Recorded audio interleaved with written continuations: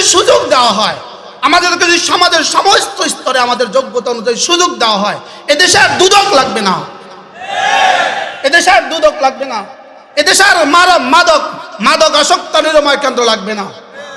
আমি বলি এদেশে আর পুলিশও লাগবে না, আমি বলি এদেশে আর কারাগার লাগবে না। যদি আমাদেরকে সুযোগ দেওয়া হয়, এদেশে আর কোনো অপরাধী থাকবে না। যদি আমাদেরকে সুযোগ দেওয়া হয়, আমরা 113 জন মানুষ যারা শেষ পর্যন্ত দুদকের মামলা আক্রান্ত হয়েছি।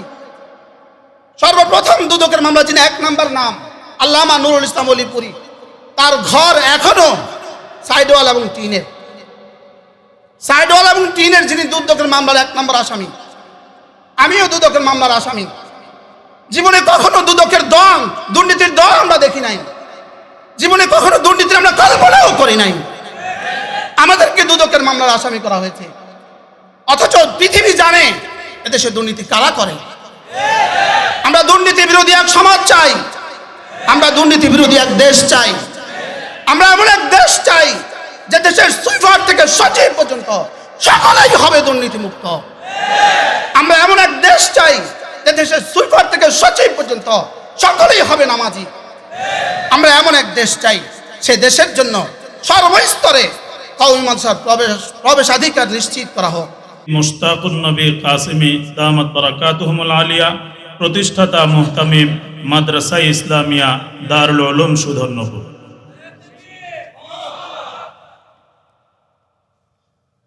আসসালামু আলাইকুম ওয়া রাহমাতুল্লাহি ওয়া বারাকাতুহু। আলহামদুলিল্লাহি রাব্বিল আলামিন, ওয়াস সালাতু ওয়াস সালামু আলা সাইয়্যিদিল আমবিয়া ওয়াল মুরসালিন ওয়া আলা আলিহি ওয়া আসহাবিহি আজমাইন, আম্মা বা'দ। আজকে জাতীয় উলামা মাশায়েখ আইম্মা পরিষদ কর্তৃক আয়োজিত আজকের এই কওমি সনদের মূল্যায়ন ও বাস্তবায়ন পদ্ধতি এর দাবিতে আমার মনে হয় এটাই বাংলাদেশে প্রথম সেমিনার। ইতিপূর্বে বাংলাদেশের পর থেকে আমাদের যত আকাবের চলে গিয়েছেন, সকলের সমন্বিত প্রচেষ্টায়, সকলের আবেদনে যারা ইতিমধ্যে প্রয়াত হয়ে গিয়েছেন, আল্লাহ তাআলা তাদের কবরগুলোকে জান্নাতের টুকরো বানিয়ে দেন। এই প্রসঙ্গে আল্লামা নূর হোসেন কাসিমি রাহমাহুল্লাহ তাআলা সহ সকলেই যেভাবে আমাদের স্বীকৃতির জন্য চেষ্টা করেছেন, শেষ তক আমাদেরকে স্বীকৃতি দেওয়া হয়েছে, লেকিন এই স্বীকৃতি ছিল আমাদেরকে চির গোলাম বানাবার স্বীকৃতি। এই স্বীকৃতি শুধুই আমাদেরকে চেপে রাখার স্বীকৃতি ছিল।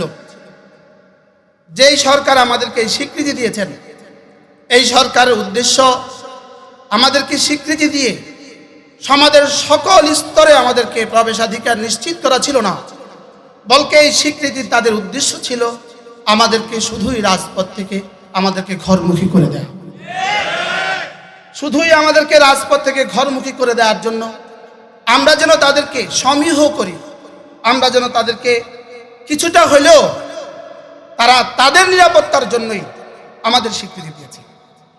লেকিন এই স্বীকৃতি যদি শুধু স্বীকৃতির জায়গাতেই বহাল থাকে, এই স্বীকৃতি কিয়ামত পর্যন্ত আমাদের জন্য কোনো ফল বয়ে আনবে না, এটা আমাদের জন্য কোনো সুফল বয়ে আনবে না। এজন্য স্বীকৃতি যদি বাস্তবায়ন না হয়, ওই স্বীকৃতির কোনো প্রয়োজন নেই। আমরা চাই স্বীকৃতির বাস্তবায়ন, আমরা চাই আমরাই এক জাতি, আমরাই কওমি মাদ্রাসার সূর্য সন্তানেরা, আমরাই এক জাতি যারা শিক্ষা ও দীক্ষা, তালিম ও তরবিয়তের সমন্বয়ে আমরা এক জাতি। আমরা ওই শিক্ষা আমাদের ছাত্রদেরকে দেই না যে শিক্ষা দুর্নীতির দ্বার উন্মুক্ত করে দেয়, এই শিক্ষা আমরা আমাদের ছাত্রদেরকে দেই না।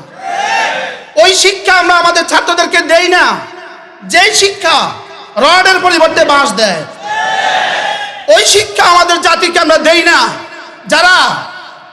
যারা যে ডাক্তারগুলো তাদের অপারেশনের সময় পেটে ছুরি রেখে চলে যায়, আমরা এমন শিক্ষা দেই না, আমরা দুর্নীতির শিক্ষা দেই না।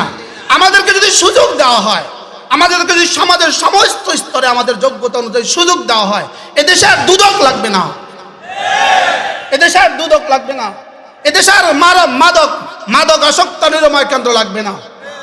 আমি বলি এদেশে আর পুলিশও লাগবে না, আমি বলি এদেশে আর কারাগার লাগবে না। যদি আমাদেরকে সুযোগ দেওয়া হয় এদেশে আর কোনো অপরাধী থাকবে না। যদি আমাদেরকে সুযোগ দেওয়া হয়, আমরা 113 জন মানুষ যারা শেষ পর্যন্ত দুদকের মামলা আক্রান্ত হয়েছি, সর্বপ্রথম দুদকের মামলা যিনি 1 নম্বর নাম আল্লামা নুরুল ইসলাম অলিপুরি, তার ঘর এখনো সাইডওয়াল এবং টিনের, সাইডওয়াল এবং টিনের যিনি দুদকের মামলার 1 নম্বর আসামি, আমিও দুদকের মামলার আসামি। জীবনে কখনো দুদকের দল, দুর্নীতির দল আমরা দেখি নাই, জীবনে কখনো দুর্নীতির আমরা কল্পনাও করি নাই। আমাদেরকে দুদকের মামলার আসামি করা হয়েছে, অথচ পৃথিবী জানে এদেশে দুর্নীতি কারা করে। আমরা দুর্নীতি বিরোধী এক সমাজ চাই, আমরা দুর্নীতি বিরোধী এক দেশ চাই, আমরা এমন এক দেশ চাই যে দেশের সুইপার থেকে সচিব পর্যন্ত সকলেই হবে দুর্নীতি মুক্ত। আমরা এমন এক দেশ চাই যে দেশের সুইপার থেকে সচিব পর্যন্ত সকলেই হবে নামাজি। আমরা এমন এক দেশ চাই, সে দেশের জন্য সর্বস্তরে কওমি মাদ্রাসার প্রবেশাধিকার নিশ্চিত করা হোক, আমাদেরকে সুযোগ দেওয়া হোক, আমাদেরকে সুযোগ দেওয়া হোক। প্রাইমারি স্কুলে আমাদের ছাত্রদেরকে সুযোগ দেওয়া হোক, আমাদের ফজলাদেরকে প্রাইমারি স্কুলে সুযোগ দেওয়া হোক, আমাদের ফজলাদেরকে হাই স্কুলেও সুযোগ দেওয়া হোক, আমাদের ফজলাদেরকে কলেজ ইউনিভার্সিটিকেও সুযোগ দেওয়া হোক। বাংলাদেশের প্রতিটা সরকারি ইউনিভার্সিটিতে আমাদের ফাজলদেরকে, আমাদের ফারেকদেরকে প্রতিটা ইউনিভার্সিটিতে ভর্তির সুযোগ দেওয়া হোক, মাস্টার্স পুনঃ করার সুযোগ দেওয়া হোক। আমাদের প্রতিটা ইউনিভার্সিটিতে বাংলাদেশের কওমি মাদ্রাসার ফাজলদেরকে পিএইচডি করার সুযোগ দেওয়া হোক। এই হলো আমাদের প্রাণের দাবি। এটাকে যদি উপেক্ষা করা হয় তাহলে 16 বছরের কোরবানিকে উপেক্ষা করা হবে। শেষ লোকমা দিয়ে পেট ভরে না, শেষ লোকমা দিয়ে পেট ভরে না। শুধু জুলাইয়ের আন্দোলন দিয়ে ফ্যাসিস্ট চিরতরে পতন হয় নাই, 16 বছরের ওলামাদের কোরবানি দিয়ে ফ্যাসিস্ট সরকার পতন হয়েছে। প্রথম লোকমা সহ শেষ লোকমার যেমন অবদান, শেষ লোকমার যেমন অবদান, প্রথম লোকমার ঠিক তেমন অবদান। 16 বছরে আমরা সবচেয়ে বেশি নির্যাতিত হয়েছি, আমরা সবচেয়ে বেশি নিগৃহীত হয়েছি, আমরা সবচেয়ে বেশি জুলুমের শিকার হয়েছি। ওলামায়ে উম্মত কি পরিমাণ খুন দিয়েছে, সে খুন যদি জমা করা হতো মেঘনা লাল হয়ে যেত। আমরা নাগরে কি পরিমাণ নির্যাতনের শিকার হয়েছি, আল্লামা মামুনুল হক সহ ওলামায়ে উম্মত কি পরিমাণ নির্যাতনের শিকার হয়েছে। লেকিন আমরা এখনো বৈষম্যের শিকার হয়ে আছি। আমরা দেখেছি এবারের ত্রাণ বিতরণে শাহ আহমদুল্লাহ কি করেছেন, আমরা দেখেছি ইয়াকুব কি করেছেন, আমরা দেখেছি ওলামায়ে উম্মত কি করেছেন। কিন্তু তাদের বক্তব্যে মাদ্রাসার শিক্ষার্থী এবং মাদ্রাসার শিক্ষকদের ব্যাপারে কোনো বক্তব্য কারোর মুখে আসে না। কেন আমরা বৈষম্য শিকার হলাম? এজন্য আমরা আমাদের প্রাণের দাবি, আজ থেকে আমরা নতুন আওয়াজ তুলব। এদেশে নতুন আওয়াজ উঠেছে ইনশাআল্লাহ।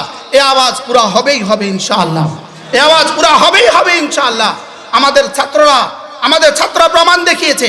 আমাদেরকে সুযোগ দেন, আমাদেরকে সুযোগ দান করেন। ডক্টর আফম ও খালেদ আমাদের এই ঘরের সন্তান, যিনি মসজিদে গেলে খতিব, যিনি মিম্বারে গেলে ওয়াইজ, যিনি ঘরে গেলে পীর, হাদিসের মসনদে যিনি মুহাদ্দিস। আলহামদুলিল্লাহ, লিখনের জগতে তিনি পৃথিবী বিখ্যাত লেখক, সাংবাদিকতার পেশায় তিনি পৃথিবী বিখ্যাত সম্পাদক। এজন্য কোন অংশে আমাদেরকে পিছিয়ে ফেলে রাখবেন?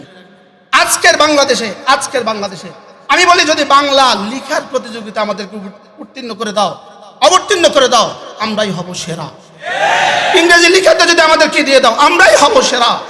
ইংরেজি বলনে আর পঠনে যদি আমাদেরকে দিয়ে দাও, আমরাই হব সেরা। বক্তব্যে আমাদেরকে দিয়ে দাও, আমরাই হব সেরা ইনশাআল্লাহ। আমাদেরকে যদি এই সুযোগ দানে বাধিত করেন, মৌলানা হাসান জামিলের মতো আমিও আদাবের সত্য ব্যবহার করছি, এই সুযোগ দানে যদি আমাদেরকে বাধিত করেন, আমরা আপনাদের কৃতজ্ঞ থাকবো, আমরা আপনাদের কাছে চিরকৃতজ্ঞ থাকবো, এবং আপনাদের জন্য আমরা কিয়ামত পর্যন্ত জাতি আপনাদেরকে স্মরণ করবে।